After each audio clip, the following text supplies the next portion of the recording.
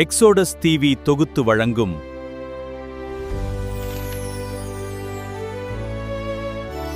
அருளுரை துளிகள். அன்பான சகோதர சகோதரிகளே, இயேசு கிறிஸ்துவின் இனிய நாமத்தில் எக்ஸோடஸ் டிவியின் அருளுரை துளிகள் நிகழ்ச்சிக்கு உங்களை அன்புடன் வரவேற்கிறோம். இந்த நிகழ்ச்சி உங்களுக்கு ஆசீர்வாதமாக இருந்தால் எங்கள் சேனலை சப்ஸ்கிரைப் செய்து லைக் மற்றும் ஷேர் செய்து மற்றவர்களும் தேவனுடைய வார்த்தையால் ஆசீர்வாதம் பெற உதவுங்கள். தேவனுடைய திருநாமம் மகிமைப்படுவதாக. மீண்டுமாக இந்த அருளுரை துளிகளின் வாயிலாக உங்களை சந்திப்பதிலும் உங்களோடு தேவனுடைய திருவார்த்தையை பகிர்ந்து கொடுப்பதிலும் நான் மகிழ்ச்சி அடைகிறேன். பிரியமானவர்களே, நாம் தொடர்ச்சியாக கலாத்தியர் 5வது அதிகாரம் 22 மற்றும் 23 ஆகிய இரு வசனங்களிலிருந்து, முக்கியமாக அதில் சொல்லப்பட்டிருக்கின்ற ஆவியின் கனியை குறித்தும் அந்த ஆவியின் கனியில் உள்ள 9 குணநலன்களை குறித்து தொடர்ச்சியாக சிந்தித்து வருகின்றோம். அப்படியாக நாம் ஏற்கனவே இந்த ஆவியின் கனியை குறித்த, ஆவியின் கனியில் உள்ள 9 குணாதிசயங்களை குறித்த அறிமுகத்தை பார்த்தோம். அதை தொடர்ந்து 6 குணநலன்களை குறித்து நாம் பார்த்தோம். அதாவது அன்பு, சந்தோஷம், சமாதானம், நீடிய பொறுமை, தயவு, நற்குணம், இவற்றை குறித்து நாம் சிந்தித்தோம். இன்றைக்கு இறுதியாக நாம் மீதமுள்ள இறுதியான 3 குணநலன்களை குறித்து சிந்திக்க இருக்கின்றோம். அதாவது விசுவாசம், சாந்தம், இச்சையடக்கம் ஆகிய 3ஐ குறித்து சிந்திக்க இருக்கின்றோம். நாம் ஏற்கனவே பார்த்தபடி இந்த இறுதியான 3 குணநலன்களும் நம்மோடு சம்பந்தப்பட்ட தனிப்பட்ட குணநலன்களாக இருக்கின்றன. பிரியமானவர்களே, இங்கே நாம் பார்க்கும் பொழுது விசுவாசம் என்பதை பார்க்கிறோம். இது இந்த ஆவியின் கனியில் உள்ள குணநலன்களில் 7வதாக வருகின்ற குணநலனாக காணப்படுகிறது. விசுவாசம் இது நம்பகத்தன்மையுடனும் உண்மையாகவும் இருப்பதாய் உள்ளது. நம்முடைய வாழ்க்கையில் விசுவாசம் என்பது நம்பகத்தன்மையோடு கூட இருப்பதும் உண்மையாக இருப்பதும் மிகவும் அவசியமாக காணப்படுகிறது. அதைத்தான் இந்த 7வது குணாதிசயமாகிய விசுவாசம் என்பது சுட்டி காட்டக்கூடியதாக இருக்கிறது. 8வதாக பார்க்கும் பொழுது சாந்தம் என்பதை குறித்து பார்க்கிறோம். இந்த சாந்தம் என்பது பணிவுடனும் அக்கறையுடனும் வெளிப்படுத்தப்படும் வலிமையாக இருக்கிறது. சாந்தம் என்பது வலிமை என்பதை நம்முடைய மனதில் நிறுத்திக் கொள்ள வேண்டும். ஒருவர் என்னை அடிக்கிறார், நான் எதிர்வினை செய்வது சாந்தம் அல்ல. இன்னொரு விதத்தில் சொன்னால் அது வலிமை கிடையாது. கோபத்தை கட்டுப்படுத்துகிறேன் அல்லவா, அதுதான் வலிமை.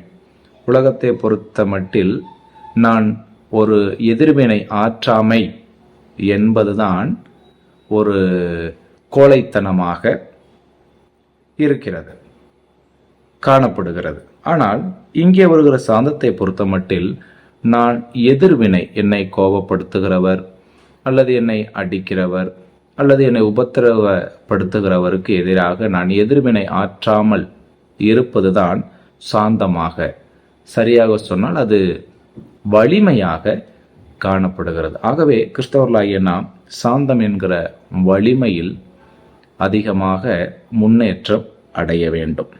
9வதாக நாம் பார்க்கின்ற இறுதியான குணநலன் இச்சை அடக்கம்.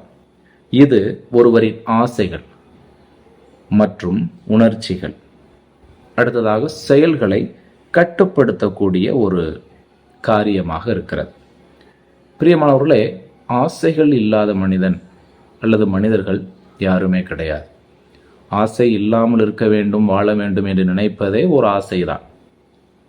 ஆகவே இங்கே வருகிற இச்சை அடக்கம் என்பது தேவையற்ற ஆசைகள். தேவையற்ற ஆசைகளை நாம் கட்டுப்படுத்தக்கூடியவர்களாக இருக்க வேண்டும். நம்முடைய அவயவங்களில் உள்ள உணர்ச்சிகள், தேவன் நம்முடைய அவயவங்களில் கொடுத்திருக்கின்ற, உருவாக்கி இருக்கின்ற அனைத்து உணர்ச்சிகளும் நன்மையானவைகள் தான், நன்மைக்காகத்தான்.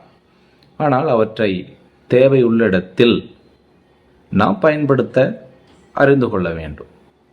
தேவையில்லாத இடங்களில், நேரங்களில் அவற்றை பயன்படுத்துவதுதான் இச்சையடக்கம் இல்லாத நிலையாக இருக்கிறது. ஆகவே தேவையற்ற ஆசைகள், உணர்ச்சிகள் மற்றும் செயல்களை கட்டுப்படுத்துவது தான் இங்கே இச்சை அடக்கம் என்று சொல்லப்பட்டிருக்கிறது. கிறிஸ்தவர்களாகிய நாம் எல்லாவற்றிலும், உணவிலிருந்து மற்ற எல்லா காரியங்களிலும் இச்சை அடக்கமாக இருக்க கற்றுக்கொள்ள வேண்டும். பழைய ஏற்பாட்டிலே யூதர்களுக்கு கொடுக்கப்பட்ட பழைய உடன்படிக்கை என்கிற காரியத்தில் கூட, அதில் முதன்மையாய் வருகின்ற 10 கட்டளைகளில் கூட 10வது கட்டளை, இறுதியான கட்டளை கூட இச்சை அடக்கத்தை பற்றியதாகத்தான் இருக்கிறது. ஆகவே இச்சை அடக்கம் என்பது ஒரு நன்னெறி விதியாக இருக்கிறது. அது எல்லா காலத்திற்கும் பொருந்தக்கூடியதாக இருக்கிறது. ஆகவே கிறிஸ்தவர்களாகிய நாம் தேவையற்ற ஆசைகள், உணர்ச்சிகள் மற்றும் செயல்களை கட்டுப்படுத்தக்கூடியவர்களாக, சுயபலத்தினால் அல்ல. சுயபலத்தினால் அநேக நாட்கள் நாம் கட்டுப்பாடாக இருக்க முடியாது. மாறாக பரிசுத்த ஆவியானவருடைய நிறைவுக்கு, கட்டுப்பாட்டிற்கு நம்முடைய ஆசைகளையும் உணர்ச்சிகளையும் செயல்களையும் விட்டு கொடுத்து அர்ப்பணித்து நாம் சுய கட்டுப்பாடு உள்ளவர்களாக, இச்சை அடக்கமுள்ளவர்களாக காணப்பட வேண்டும். நாம் உணவு உண்பது, தண்ணீர் அருந்துவது கூட தேவ மகிமைக்காக இருக்க வேண்டும். ஆகவே இச்சை அடக்கம் என்கிற காரியத்தில் நாம் மிகவும் கவனம் செலுத்தக்கூடியவர்களாக, ஆவியானவரின் துணையோடு கூட அதில் முன்னேற்றம் அடையக்கூடியவர்களாக நான் இருக்க வேண்டும்.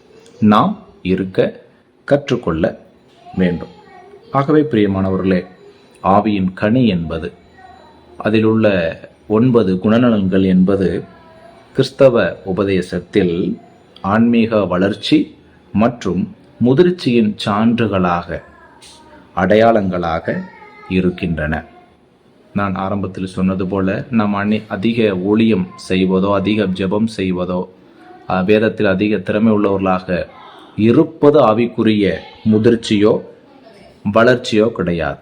இந்த ஆவியின் கனியில் உள்ள 9 குணநலன்களில் முன்னேற்றம் அடைவதுதான் ஆன்மீக வளர்ச்சி மற்றும் முதிர்ச்சியின் சான்றுகள் என்பதை நாம் ஒருபோதும் மறந்துவிடக்கூடாது. நம்முடைய இருதயங்களில் நிறுத்தி வைத்து இந்த ஆவியின் கனியில் உள்ள 9 குணநலன்களை நம்முடைய வாழ்க்கையிலே முயற்சிக்கக்கூடியவர்களாக, பரிசுத்த ஆவியானவருடைய உதவியோடு கூட இதிலே முன்னேற்றம் அடையக்கூடியவர்களாக வரும் நாட்களில் நாம் திகழ வேண்டும்.